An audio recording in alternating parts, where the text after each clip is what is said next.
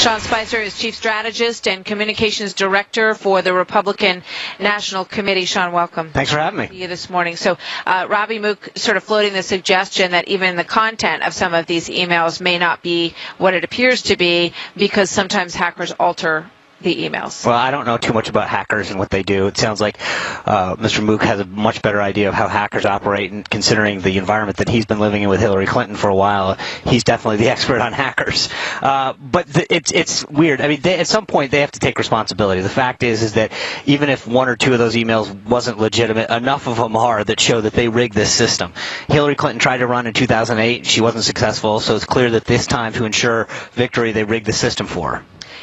Donna Brazile came out and said, we expect there's going to be more information in these emails. So it's, you're a communications person. There's a reason that you do that. Oh, yeah. I mean, they're realizing that it may get and, look, we had a wild ride last week in Cleveland, but when you talk about where we came out, Donald Trump got a 7-point bump. We're ahead in the polls. We feel really good about how it ultimately ended for us. The night before, the gavel hasn't even dropped down here, and the chair of the party is resigning, and everybody's apologizing for how they treated Bernie Sanders. But the bigger problem that they're going to have this week is that it's not just about emails and how they treated Bernie Sanders.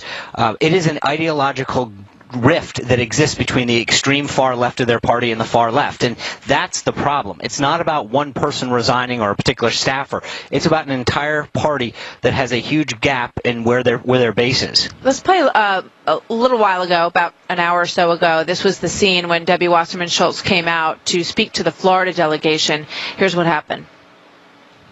We've had 3/4 of the deficit reduced under President Obama, and we have made sure that we can continue to build our economy, and we must, under President Hillary Clinton, make sure that our economy works for everyone. What do you think this is going to look like when they get to the roll call stage? I hope it looks a lot more like that. I mean, look, I am coming out squarely in favor of Debbie Wasserman Schultz speaking this week multiple times. There's a huge contrast. When people want to talk about our convention, Reince Priebus got huge accolades for how he ran that convention, for how it went logistically, and how we ultimately came out. Donald Trump was very clear that the job that Reince Priebus and the RNC did was phenomenal. Here, again, logistically and every otherwise, you're seeing absolute chaos erupt in the Democratic Party. You had states that wanted to overthrow the process. You had people who were infuriated because they said their votes for Ted Cruz weren't being counted. I talked to many delegates on the floor from a variety of states who said, my vote didn't even count here. They were angry, Sean. No, there's no question that there are people that, had some issues here and there. But those were the small minority of folks. Out of that convention, unified as a party, and the polls These reflect. guys probably will too, don't you think? No, I don't at all, because I think, again, the difference with what's going on here is there is an ideological gap. There are people on the far extreme left that represent Bernie Sanders' wing of the party, the Bernie Sanders Elizabeth Warren part. But you guys have plenty of people who think there's an ideological gap between Donald Trump and where they are. Not like this. Not like this at all. I mean, the chaos and the protest and the civil disobedience that's existing before this convention even starts pales in comparison to the single greatest event in Cleveland. This is bad. All right, we'll see. Sean, thank you. You bet. Thanks Very good to have you here. As you said, it's a bit of a relief to have yours behind you. I enjoy going to someone else's convention. It's obvious. It's coming out. That's the other one.